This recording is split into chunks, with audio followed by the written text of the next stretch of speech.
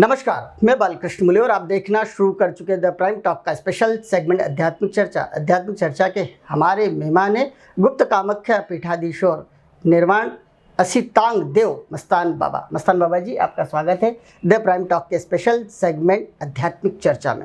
आपकी पहली प्रतिक्रिया चाहेंगे, क्योंकि आपके सामने में बैठने की भी स्थिति में नहीं आ पा रहा हूँ, लगातार कोशिश कर रहा हूँ आपसे प्रश्न करने की। क्या कहना चाहेंगे पहली प्रतिक्रिया में? आखिर एनर्जी किसी दूसरे व्यक्ति को कितना प्रभावित करती है, खासतौर से सकारात्मक एनर्जी, आप जैसी पावरफुल एनर्जी के रूप में जब हम इंटरव्यू करते हैं, हम जैसे पत्रकार उनसे चर्चा करना चाहते हैं, तो ऐसा क्यों होता है कि हम आपके सामने बोल भी नहीं पाते?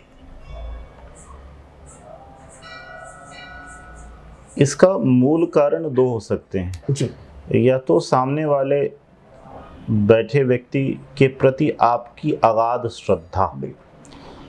श्रद्धा के कारण भी कभी कभी कॉन्फिडेंस लूज हो जाता है। बिल्कुल सही कहा आपने। अन्यथा हम सामने बैठे व्यक्ति के बारे में संदेहपूर्ण हैं, इसलिए भी कॉन्फिडेंस लूज हो जाता है।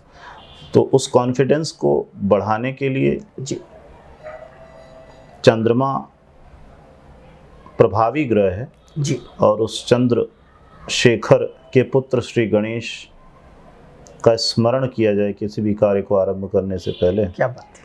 कार्य जब अटकते हैं तो गणपति का जो नमन है उसमें ऋषि कह रहा है कि वक्रतुंड। क्या बात। वक्रतुंड गणपति की जो टेढ़ी सूंड है वो इस बात का प्रतीक है कि जब आपके जीवन में सारे के सारे रास्ते टेढ़े मेढ़े हो जाएं, बिल्कुल सही कहा, तब आपको गणपति की शरण में जाना चाहिए। क्या बात है, जबरदस्त। क्या मार्ग दिखाया तो बाबा जी बस आपने? गणपति की शरण। जी ऐसा पूरा शिव परिवार भी ऐसा ही है। जी। उस पर कभी अभी समय रहा तो आगे चर्चा करेंगे, अन्यथा आप चूंकि ऐसे देवालय से आते हैं जो कि गुप्त कामाख्या देवी पीठाधीश्वर के रूप में आपको पहचाना जाता है, आप देश भर में भ्रमण करते हैं, लेकिन आपका जो मूल स्थान है उसके बारे में हम संक्षिप्त जानकारी चाहेंगे आपसे। आखिर स्थान की विशेषता क्या है? एक तो कामाख्या देवी का स्थान है जो भारत भूमि में काफ़ी आस्था के साथ पहचाना जाता है। देवी भक्त लगातार हर साल हर महीने कई भक्त जाते हैं, दर्शन लेते हैं, कहीं ना कहीं सकारात्मक एनर्जी और आशीर्वाद लेकर आते हैं और अपने जीवन की नैया को पार लगाते हैं। लेकिन जिस तरह से आपने कहा कि इसके अलावा गुप्त कामाख्या का भी एक स्थान है, शायद भारत भूमि में बहुत सारे भक्तों को उस स्थान के बारे में ज़्यादा पता नहीं है, लेकिन आपने इंटरव्यू से पहले हुई चर्चा के दौरान जिस तरह से थोड़ा सा जिक्र किया, जिज्ञासा मेरी खुद की इतनी जागृत हो चुकी है कि उस स्थान के बारे में ज़्यादा से ज़्यादा ब्रीफिंग चाहिए आपसे। भगवती सती जी जब दक्ष के यज्ञ में जलकर विध्वंस हो गई तो उनके जलते हुए शव को लेकर वीरभद्र महादेव के पास चले, तो भगवती के अंग प्रत्यंग आभूषण वस्त्र आदि जहाँ जहाँ पर गिरे वहाँ वहाँ शक्तिपीठें बन गई। बिल्कुल सही कहा। और उन्हीं शक्तिपीठों में कामाख्या सिद्धपीठ है जहाँ पर भगवती की योनि गिरी थी जी। और उस योनि पीठ को संरक्षित करने के लिए जी। उस समय के सम्राटों ने एक भव्य मंदिर का निर्माण कराया और जहाँ ऋषियों के पुरुषार्थ से जी। कामाख्या सिद्धपीठ जी। नवीन मंदिर के रूप में स्थापित हुई, जबकि मूल कामाख्या वहाँ से 2.5 किलोमीटर के अंदर गुप्त कामाख्या के रूप से विख्यात नहीं है। बिल्कुल सही कहा। क्योंकि वह गुप्त पीठ है और वहाँ तक केवल गुप्त साधक ही पहुँच पाते हैं जी। और सबसे बड़ी बात है कि गीता में कृष्ण कह रहे हैं कि अभक्ता नाम नैव दातव्यम, जो पात्र है जी। उसे ही यह ज्ञान दिया जाता है।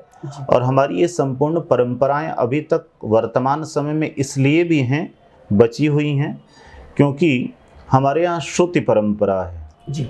योग्य गुरु योग्य शिष्य को गुप्त रूप से वो सारी विद्याएं देता है। इस कारण ये तंत्र की विद्याएं अब तक बची हुई हैं जी। और इन तंत्र की विद्याओं को बचाने के लिए मैं प्रयासरत भी हूँ, कार्यरत भी हूँ और अंतिम श्वास तक इस पर लगा रहूँगा।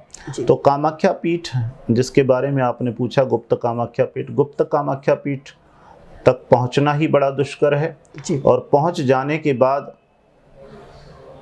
उन भगवती का दर्शन प्राप्त करना भी दुष्कर है। जी, और उन भगवती की कृपा यदि हो जाए क्या बात है। तो तंत्र में जितनी भी सिद्धियां हैं जी, वो सहज प्राप्त हो जाती हैं। और जो तंत्र में 10 महाविद्याएं हैं वो 10 महाविद्याएं एक साथ जीव पर कृपा कर देती हैं। जी। जिस तरह देखा जाता है कि कामाख्या देवी का नाम आते से ही कहीं ना कहीं व्यक्ति रोमांच से भर जाता है। कहीं ना कहीं जो भक्त होता है, जो लगातार उनकी भक्ति में लीन रहता है, उन्हें तो उनके जीवन में चमत्कार दिखाई दे ही जाते हैं। लेकिन बहुत सारे ऐसे भक्त हैं केवल उनकी फ़ोटो, उनकी चित्र, उनकी छाया को देखकर ही यहीं से नमन करते, लेकिन संपूर्ण जीवन भर देखा जाए तो माँ के स्थान तक नहीं पहुँच पाते। ऐसी कौन सी कमी होती है, ऐसे कौन से उनके संचित कर्म हैं जिसके चलते वो माँ के दरबार तक नहीं पहुँच पाते?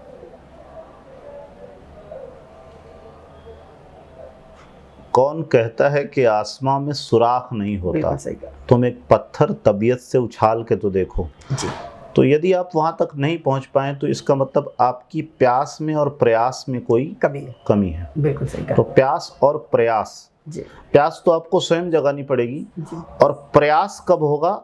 जब आपका सद्गुरु चाहेगा। जी, हमने एक बार अपने महाराज श्री से पूछा, महाराज श्री आपका दिया हुआ मंत्र हम नित्य जपते हैं जी, और आपको स्मरण करते हैं, तो हमें ये कैसे पता चले कि आप भी हमें स्मरण करते हैं, कभी कभी याद करते हैं? जी, तो बोले बेटा, जब हम तुम्हें याद करते हैं तब तुम्हारा मन माला ले पाता है और मंत्र को जप पाता है। जी। जब भी माँ की भक्ति की बात आती है तो कहीं ना कहीं एक कठिन भक्ति की भी बात होती है कि माँ की भक्ति एक सामान्य जन नहीं कर पाता। खासतौर से कामाख्या देवी के बारे में यदि हम बात करना चाहते हैं, क्योंकि उनका जो सिद्धत्व है, यूँ कहे कि जिस तरह से उनके जो पावर्स है वो सामान्य व्यक्ति कहीं ना कहीं अपने जीवन में उतने तरीके से आत्मसात नहीं कर पाता। ऐसा भी लगता है? इसका एक सूक्ष्म उत्तर है जी, कि जब तक आप देवी या भगवती कहते रहोगे जी, तब तक न तो तुम्हारी साधना सफल होने वाली है, न पूजा सफल होने वाली है। जी। आतुर प्राण होकर एक बार माँ